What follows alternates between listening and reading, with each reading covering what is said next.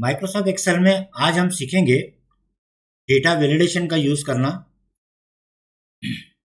String या text जो एक ही कॉलम में है उसको अलग अलग कॉलम में स्प्लिट करना, डुप्लीकेट्स रिमूव करना, ग्राफिक्स या इमेज या इलस्ट्रेशंस, लिंक्स आदि का यूज करना, चार्ट या ग्राफ्स को किस तरीके से बनाते हैं ये हम सीखेंगे, और साथ में पासवर्ड प्रोटेक्ट कैसे किया जाता है किसी वर्कबुक को ये देखेंगे।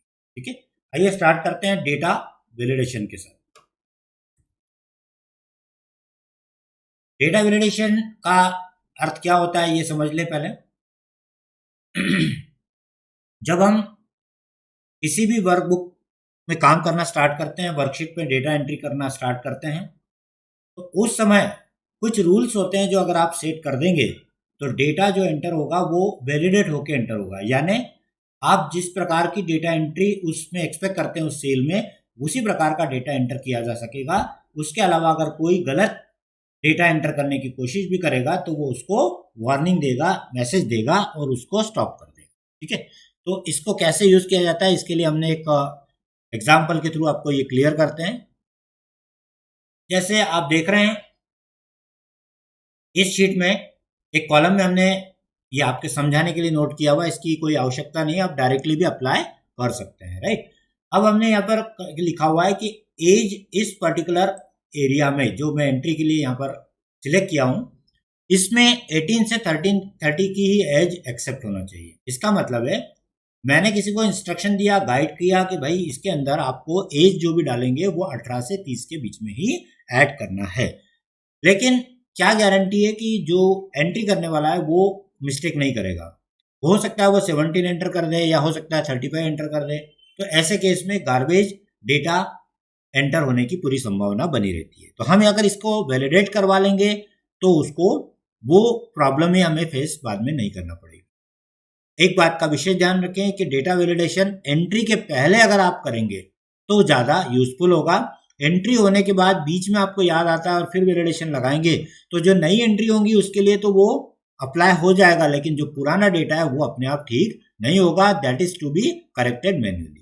ठीक है, इस बात का ध्यान रखिएगा। चलिए हम इसको समझते हैं वैलिडेशन के रूल को कैसे सेट करना है। सबसे पहले उस सेल्स को या उस कॉलम को या मल्टीपल कॉलम्स को या पूरी शीट को, जितने भी जगह पर आप उस वैलिडेशन को अप्लाई करना चाहते हैं उसको सिलेक्ट कीजिए। ठीक है, तो यहां पर आपको इस रेंज में आपको अलाउ करना है, वैलिडेशन की सेटिंग करना है। मैं आपको पहला वैलिडेशन बता रहा हूं, होल नंबर। ठीक है, तो कैसे सेट होता है? Go to data tab, go to data validation. Data validation आपको ऑप्शन यहां मिलेगा, इसमें जाइए डेटा वैलिडेशन पे क्लिक करिए। वैलिडेशन मैं ऑलरेडी सेट किया हुआ हूं इसलिए आपको मैं यहां एक्सप्लेन कर रहा हूं क्या कैसे करना है। अलाउ में आपको बाय डिफॉल्ट मिलती है any value.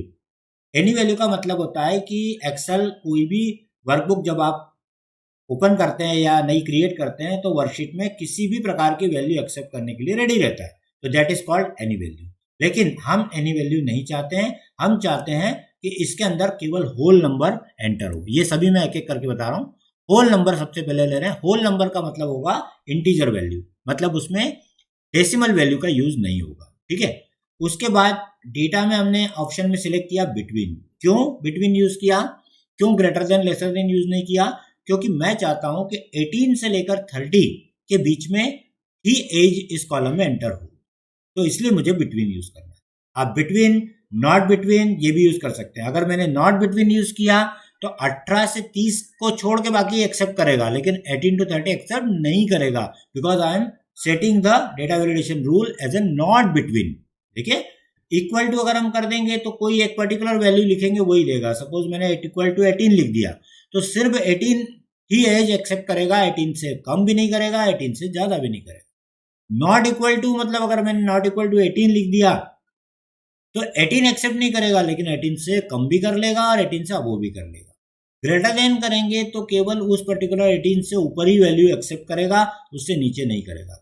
Lesser than use करेंगे तो 18 से नीचे की एक्सेप्ट करेगा लेकिन अबोव की नहीं करेगा। ग्रेटर देन और इक्वल टू यूज करेंगे तो 18 एंड 18 से अबोव एक्सेप्ट करेगा, लेसर देन इक्वल टू करेंगे तो 18 एंड बिलो 18 एक्सेप्ट करेंगे। तो मैंने एक्सप्लेन कर दिया आपको, एक एक करके आप ट्राई करिएगा, आपको बराबर रिजल्ट मिलेंगे। तो मैंने अभी यूज किया बिटवीन, और बिटवीन में आपको 2 बॉक्सेस आएंगे, बाकी किसी में भी 2 नहीं आएंगे। बिटवीन और नॉट बिटवीन में 2 आएंगे, बाकी नहीं आएंगे। ठीक है, तो मिनिमम नंबर क्या चाहिए आपको? 18, सबसे कम नंबर आपका 18 होना चाहिए और मैक्सिमम नंबर 30 होना चाहिए। ये दोनों सेट करिए, ओके कर दीजिए, यहाँ पर वैलिडेशन का रूल सेट हो गया। ठीक है, अब इसमें ट्राई करिए, अपन गलती करके देखते हैं और फिर क्या मैसेज आता है वो पढ़ते हैं और उसको कैसे एडिट करते हैं वो सीखते हैं। ठीक है, अब यहाँ पर हम यहाँ पर जाते हैं और नई वैल्यू यहाँ पर ऐड करके दिखाते हैं। हमने यहाँ ऐड किया, सपोज कीजिए मैंने ऐड किया 12, एंटर। जैसे ही उस रेंज के बाहर कोई फिगर एंटर हुआ तो इसने क्या मैसेज थ्रो किया? एक अलर्ट लिखा हुआ आया और उसमें नीचे क्या लिखा हुआ आता है? Please enter age from 18 to 30 only. ठीक है, अब ये जो मैसेज है ये एक्सेल हमें नहीं देगा, हमें सेट करना पड़ेगा। कैसे सेट करते हैं, कहाँ सेट करते हैं, उसको मैं प्रैक्टिकली दिखा रहा हूँ। ठीक है, तो कैसे सेट करना, अदरवाइज जो इसका मैसेज है मैं पहले इसको हटा के भी दिखा देता हूँ। सिलेक्शन पे करके जाइएगा, हर बार डेटा वैलिडेशन में जाइएगा और डेटा वैलिडेशन पे क्लिक करिएगा। यहाँ आपको एक जगह पर मैसेज मिलेगा एरर अलर्ट, एक टैब मिलेगा एरर अलर्ट। यहाँ पर क्या लिखा हुआ है? अलर्ट। ये अभी आपने देखा, लिखा हुआ आ रहा था please enter age from 18 to 13, है ना। अब मैं क्या कर रहा हूँ, ये मैसेज जो है ये हटा देता हूँ, ये मैसेज को मैंने डिलीट कर दिया। इनपुट मैसेज भी मैं दिखाऊंगा आपको, इसमें भी कुछ नहीं डला हुआ है, इसको मैं ओके कर देता हूँ। अब क्या होगा, मैंने वही गलती फिर से की 12 और एंटर किया। अब जो मैसेज आ रहा है वो डिफॉल्ट मैसेज है जो एक्सेल खुद शो करता है। इससे आपको क्लैरिटी आती है नहीं आती है वो पता नहीं है, लेकिन आप यूजर को एप्रोप्रिएट मैसेज अगर देंगे तो दैट विल बी बेटर। ठीक है, तो अब मैं दिखा रहा हूं आपको इस मैसेज को कस्टम कैसे किया जाता है। मैसेज पहले पढ़ लीजिए। This value does not match the data validation restriction defined for this cell, यानी जो आपने वैल्यू एंटर की है वो डेटा वैलिडेशन के जो क्राइटेरियाज हैं, रेस्ट्रिक्शन है, उससे मैच नहीं करती है, इसीलिए, और डिफाइंड फॉर दिस सेल, और इस सेल के लिए जो डिफाइंड रूल है वो वायोलेशन हो रहा है, उल्लंघन हो रहा है, इसलिए वो एक्सेप्ट नहीं करेगा। भाई ऐसा मैसेज दिखाएगा, पर इससे ये नहीं पता पड़ेगा यूजर को कि उसे करना क्या है। अब ये तो मैंने जो हेडिंग्स आपके सामने यहाँ लिखे हैं ये समझ में आ गया, थोड़ी देर मैंने इसको डिलीट कर दिया। अब आप बताइए कि यूजर एंट्री कर रहा है तो उसको कैसे पता लगेगा कि भाई मुझे गलती हो रही है तो मैं क्या करूं। वो ट्राई करता रहेगा और ऐसे नंबर ट्राई करता रहेगा जो 18 से बिलो होंगे या 30 से ऊपर होंगे, तो वो तो परेशान हो जाएगा, है ना। तो इसलिए आपको एप्रोप्रिएट मैसेज अगर उसको दिखा देंगे, गाइडलाइन दे देंगे, तो उससे मिस्टेक होने की संभावना शून्य हो जाएगी। तो कैसे करना है, how to do that? Make a selection of that range you want to apply for, again go to data validation और एरर अलर्ट में जाइए। यहां पर अलर्ट लिखिए,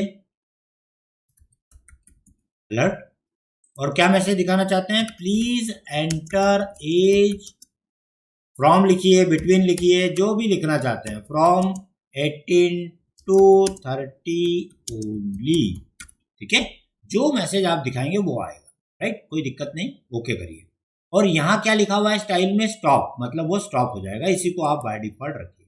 अगेन मिस्टेक करके देखिए, 12 लिखिए, एंटर करिए, ये मैसेज आपने जो टाइप किया वो आ गया। ठीक है, तो आपको समझ में आ गया होगा कि ये कस्टम कैसे किया जाता है, राइट। अब मैं इनपुट मैसेज भी दिखा देता हूँ आपको। दोनों में से यूजुअली एक कोई यूज किया जाता है, या तो डेटा वैलिडेशन का जो एप्रोप्रिएट मैसेज है वो इनपुट मैसेज में दिया जाता है या फिर एरर अलर्ट में दिया है।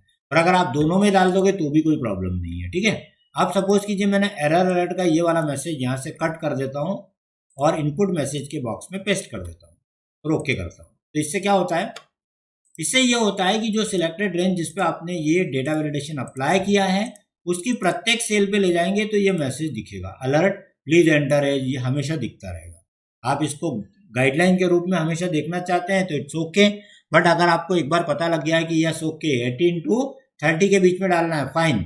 अब बार बार क्यों दिखा रहा है, आप इरिटेट हो रहे हैं, अगर आपको तकलीफ हो रही है देखने में बार बार, तो what to do, make a selection of that range, again go to data validation select the text from input message, cut it from here and paste in the error alert message and click on OK।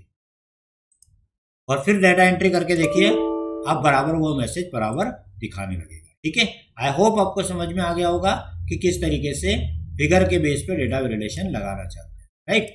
इसी तरीके से अगर आप height पे चाहते हैं तो मैं क्विकली एक बार दिखा देता हूं आपको कैसे यूज किया गया है।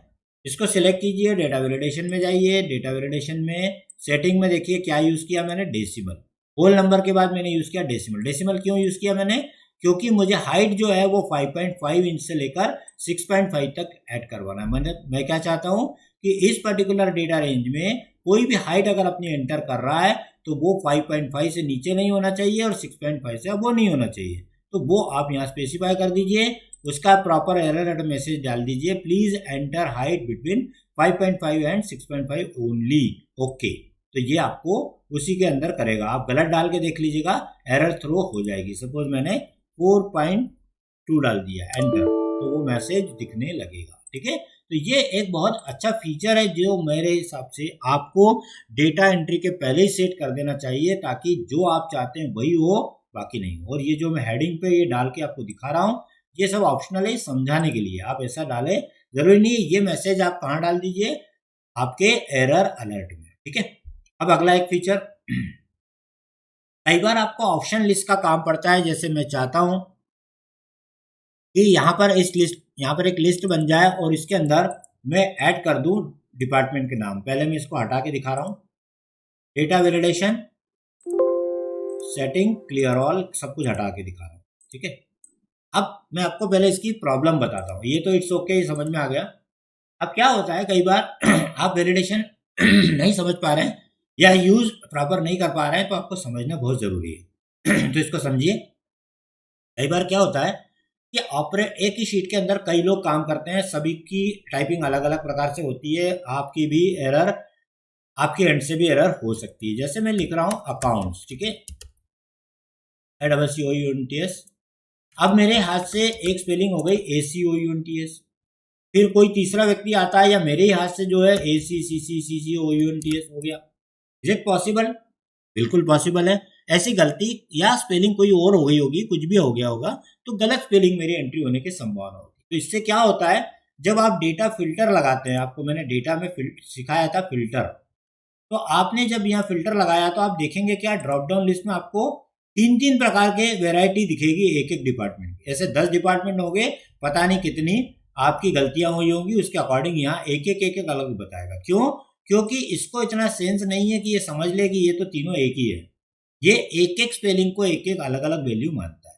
तो ये संभावना आपको फिल्टर के टाइम पता लगेगी और दिक्कतें आना स्टार्ट होगी। तो आप क्या चाहेंगे, बेटर आइडिया क्या है कि इस तरीके की मिस्टेक एंट्री के टाइम हो ही नहीं।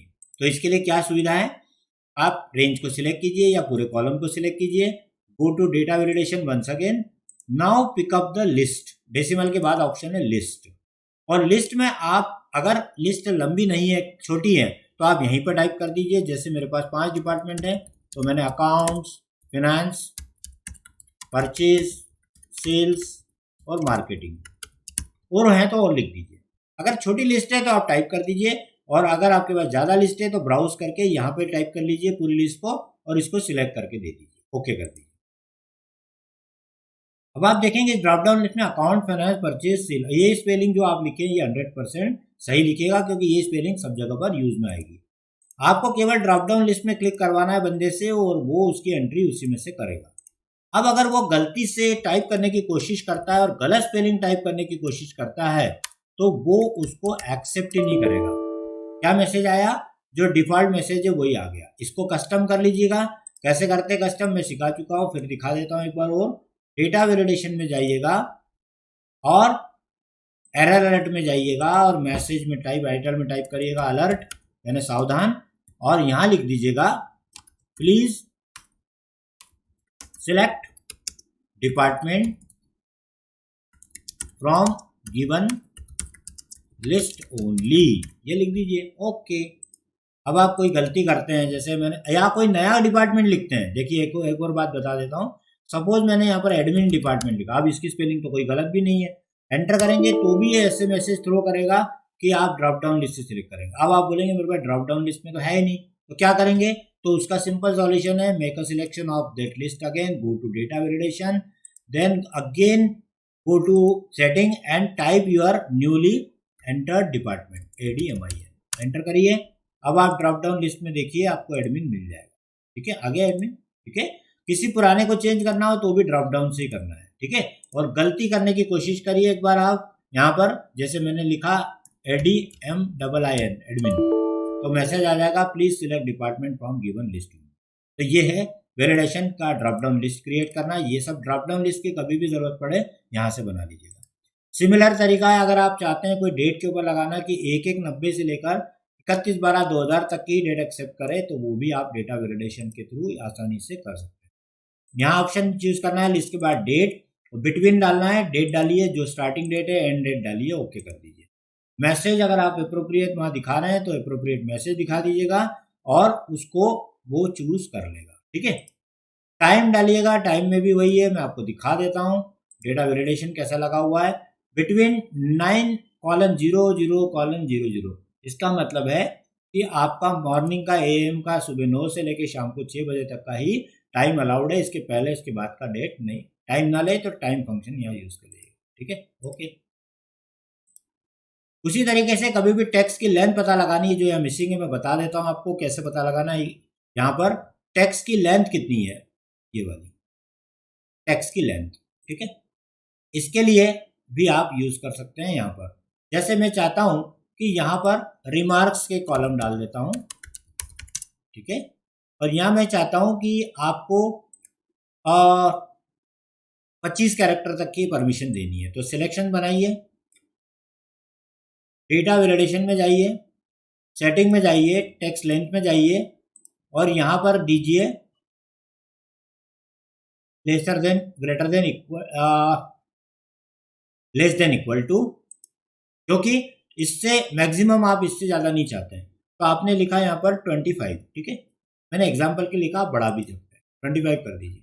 अब इसका मतलब क्या होगा, मैं ये रिमार्क लिख रहा हूँ तो ले रहा है, ये ले रहा हूँ तो आ रहा है, ये ले रहा हूँ, अब मैं ये टाइप कर रहा हूँ तो नहीं ले रहा है। क्यों नहीं ले रहा है, क्योंकि इसकी लेंथ जो है वो मैंने 25 सेट कर दी।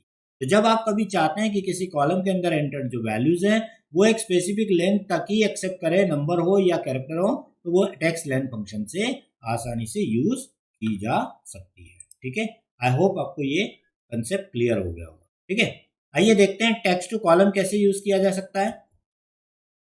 उसके लिए हम टेक्स्ट टू कॉलम फंक्शन का यूज करेंगे। तो टेक्स्ट टू कॉलम कैसे फंक्शन यूज करना है, उसके लिए मुझे कुछ डेटा रिक्वायर्ड होगा, तो मैं देखता हूँ यहाँ पर कहीं डेटा आपके पास अवेलेबल हो, अदरवाइज मैं किसी दूसरे शीट को यूज कर लेता हूँ।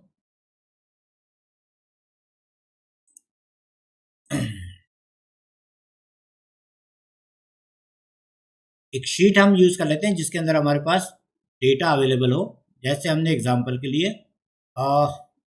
टेक्स्ट फंक्शन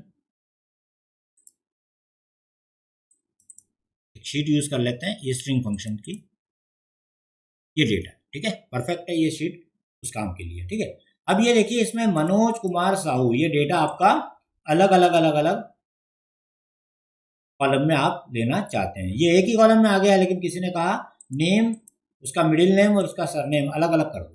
कैसे करोगे, make a selection of entire column और सिलेक्ट द रेंज ऑल्सो, जितने का चाहिए उतने को सिलेक्ट कीजिएगा। ये आप देखिएगा कि आपको कितना एरिया इसको कन्वर्ट करने के लिए जरूरत है।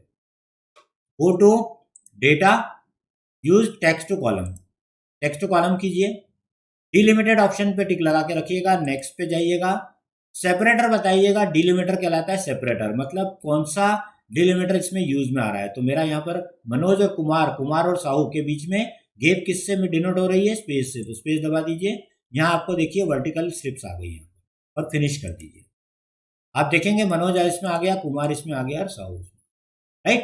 तो ये हो गया हमारा, अलग अलग हेडिंग डाल लीजिएगा। ये आपका क्या हो गया, ये फुल नेम था, तो ये क्या रह गया अब आपका फर्स्ट नेम, फर्स्ट नेम, ये हो गया आपका मिडिल नेम और ये हो गया आपका लास्ट नेम। ठीक है, इस तरीके से आप फटाफट इसकी फॉर्मेटिंग करके कंफर्म कर दीजिए। ये आपने इसको डबल क्लिक किया और इसको सिलेक्ट करके और बॉर्डर डाल दिया, बॉर्डर डाल दिया है, काम कर। ठीक है, तो बहुत ही कम समय में आप अपना वर्क को परफॉर्म कर सकते हैं। फॉर्मेट पेंटर का यूज बताया था, सिलेक्ट कर दीजिए, ये फॉर्मेटिंग, ठीक है। और इन सबको फिर से एक में लाना है तो वो आप ऑलरेडी सीख चुके हो। कॉन्केटिनेट फंक्शन देख लीजिएगा, उसको किस तरीके से मैंने आपको करके दिखाया, इसको ज्वाइन करने के लिए ज्वाइन कर लीजिएगा। कॉन्केटिनेट ज्वाइन करता है और टेक्स्ट टू कॉलम उसको स्प्लिट करता है, तो बिल्कुल अपोजिट कमांड है एक दूसरे की, text to column and concatenate, right. तो होपफुली ये भी आपको क्लियर हो गया। रिमूव डुप्लीकेट्स, अगर किसी पर्टिकुलर डेटा रेंज के अंदर डुप्लीकेट्स आ रहे हैं तो उसको वो हटाने का काम करेगा। जैसे मान लीजिए कि मैंने एक नंबर लिखा है यहाँ पर, या एग्जिस्टिंग, इसमें से हम डेटा ले लेते हैं। ये सपोज कीजिए मैंने ये नाम है, कुछ नाम ले लेते हैं और इसकी मल्टीपल टाइम कॉपी कर देते हैं। कंट्रोल सी करते हैं, कंट्रोल सी करते हैं और यहाँ कंट्रोल वी करते हैं, ठीक है। ये टेक्स्ट आ गया और इसकी मैंने पेस्टिंग यहाँ कंट्रोल वी भी कर दी। अब इसमें बहुत सारे नाम आ रहे हैं, तो नाम हो सकते हैं, नंबर हो सकते हैं, फिगर हो सकते हैं, कुछ भी है। आपको चाहिए कि भाई मेरे को इसके अंदर से यूनिक नाम चाहिए, यूनिक। अब मुझे डुप्लीकेट नहीं चाहिए, तो डेटा में जाइए, रिमूव डुप्लीकेट कीजिए, और अगर इसमें कोई हेडिंग आपने एंटर किया है तो आप माय डाटा हेडर पे टिक लगाइए, और नहीं तो फिर ओके कर दीजिए, ओके कीजिए।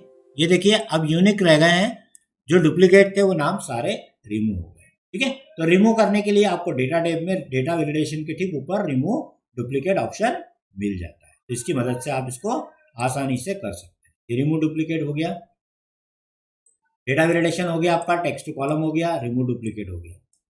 इमेजेस, इलस्ट्रेशंस, लिंक्स अगर आपको ऐड करना है तो वो बहुत आसान है, वो भी देख लीजिए। चार्ट और ग्राफ किस तरीके से ऐड किए जाते हैं उसके बाद हम देखेंगे, और उसके बाद पासवर्ड प्रोटेक्शन, ठीक है।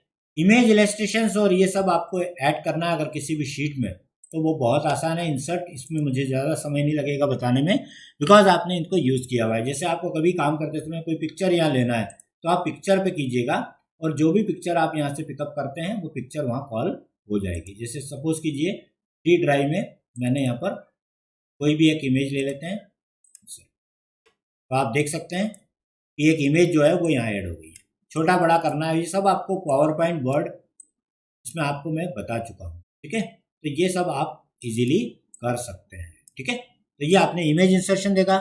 इसी तरीके से आप इंसर्ट में ये सभी ऑप्शन यूज़ करिएगा, मैंने सब बताए हुए हैं आपको।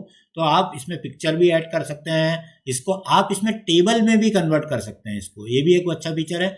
कभी आप इसको टेबल नुमा फॉर्मेट में लेना चाहते हैं तो इंसर्ट में जाके इसको टेबल में कन्वर्ट कर सकते हैं।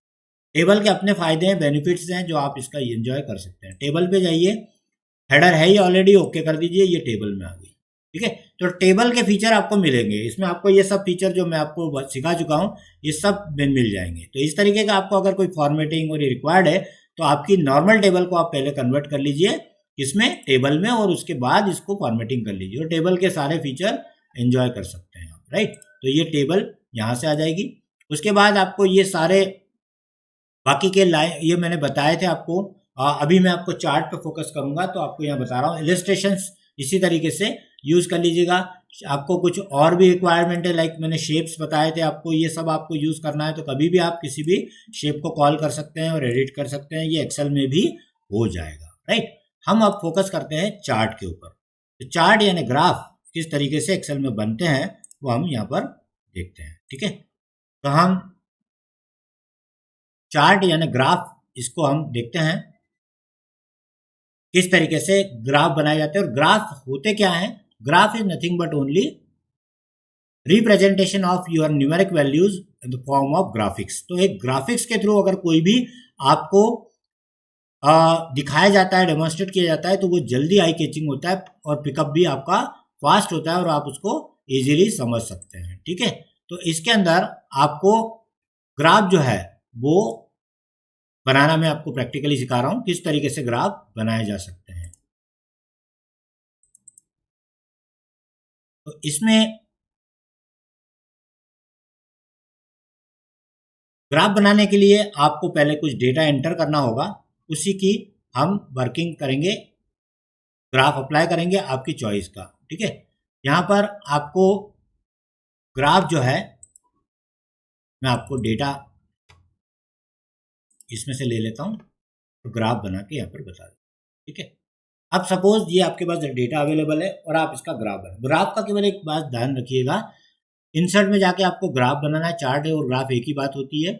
आपको जो भी ग्राफ बनाना है वो चूज करिएगा, बट उस समय केवल एक बात का ध्यान रखिएगा कि जो पाई ग्राफ आप लेंगे तो कोई एक जो है न्यूमेरिक कॉलम की वैल्यू को आप सिलेक्ट कर सकते हैं। यानी मैक के साथ आप ये ले सकते हैं, चाहे तो आप जोन के साथ में सेल की फिगर ले सकते हैं। देखिए चार्ट बनाने के लिए कोई एक न्यूमेरिक कॉलम का होना अनिवार्य है, तो आपने कोई ना कोई एक कॉलम को इसको सिलेक्ट करना है। मैं आपको जो बता रहा था कि आप चाहते हैं कि जोन, मेक और मॉडल इन सबको ऐड करके करना है, तो नॉन पाई ग्राफ आप इससे बना सकते हैं। आइए मैं पाई ग्राफ बना के बताता हूँ आपको सिंपल किस तरीके से बनेगा। हम चाहते हैं कि मेक वाइज जो है ये आपकी जो है ग्राफ बना के दिखा दे। ये आपके पास इतने मेक अवेलेबल है, ये देखिए। अब इसमें क्या है कि इसमें डुप्लीकेट बहुत सारे हैं, क्योंकि ये जोन वाइज सेल की फिगर है। तो हम क्या करते हैं, इसको और इस कंट्रोल करके इस कॉलम को सिलेक्ट करते हैं, कंट्रोल सी, और एक नई शीट में ऐड करके कंट्रोल वी कर लेते हैं। तो इससे क्या होगा कि आप डुप्लीकेट इमीडिएटली इससे हटा सकते हो। डुप्लीकेट अभी कैसे हटाना है ये मैं आपको बता चुका हूँ। डुप्लीकेट हटाने के लिए आप उस कॉलम को सिलेक्ट कीजिए जिसमें से डुप्लीकेट हटाना है, डेटा में जाइए, रिमूव डुप्लीकेट में जाइए, एक्सपांड ऑल चाहे तो एक्सपांड ऑल कर दीजिए, है ना, एक्सपांड ऑल करिए, या हाँ एक्सपांड ऑल कर दीजिए। रिमूव डुप्लीकेट में आपको कौन से कॉलम से रिमूव करना है डुप्लीकेट, तो मुझे मेक में से हटाना है, तो मैं मेक करूंगा, ओके करेंगे, तो आप देखेंगे कि ये आपका डेटा अब यूनिक वैल्यूज के साथ में आ गया है। अब हम इसका ग्राफ बना के देखते हैं किस तरीके से ग्राफ बनाएगा। कोई भी ग्राफ बनाना है आपको तो इंसर्ट में जाना है, आपको यहाँ से ग्राफ पिकअप करते हैं हम, पाई ग्राफ। देखिए ये वाला आपको केवल प्रीव्यू में ही दिखा देगा ये कि किस तरीके से ग्राफ बन रहा है। ये ग्राफ रेडी हो गया। ये जो कलर्स डिनोट हो रहे हैं ये नीचे लीजेंड के रूप में आपको यहाँ बता देगा कौन से कलर का क्या मीनिंग है, बता सकते हैं। इसकी साइजिंग आप चेंज करना चाहें, बड़ा छोटा करना चाहें तो बहुत आसानी से इसको छोटा और बड़ा किया जा सकता है।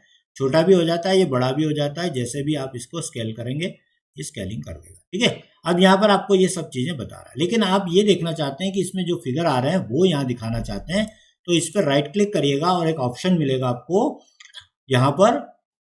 आपको क्या दिखाना है, फिगर, जो भी आप यहाँ पर जो भी ये यूज कर रहे हैं इनके ऊपर आपको राइट क्लिक करके ऐड डेटा लेवल्स यूज करना है, ऐड डेटा लेवल। तो आप देखेंगे जो फिगर आपने एंटर किए हैं वो सब यहाँ पर दिखना स्टार्ट हो जाएंगे। टाइटल चेंज करना है, टाइटल चेंज कर लीजिए, बड़ा छोटा करना है, फॉन्ट है, ये सब कर लीजिए, ठीक है। कभी भी ग्राफ को चेंज करना हो तो चेंज चार्ट टाइप ऑप्शन आपको मिल जाएगा। चेंज कलर वलर तो आपके सामने इतने सारे हैं, आप यहाँ पर कलर्स की भी फॉर्मेटिंग कर सकते हैं। अगर आप चाहते हैं चेंज करना चार्ट की टाइप तो चेंज कर लीजिएगा। आपको लगता है कि मुझे कॉलम वाला चाहिए तो कॉलमर ले लीजिए, ये देखिए कॉलमर आ जाएगा ये डेटा, और सबका आपको यहाँ पर वैल्यूज भी पुटअप करके बता देगा। जो चार्ट टाइप में आपको बहुत सारे ऑप्शन मिलेंगे, आप जिस तरीका लाइन बोलेंगे लाइन का ग्राफ बन जाएगा।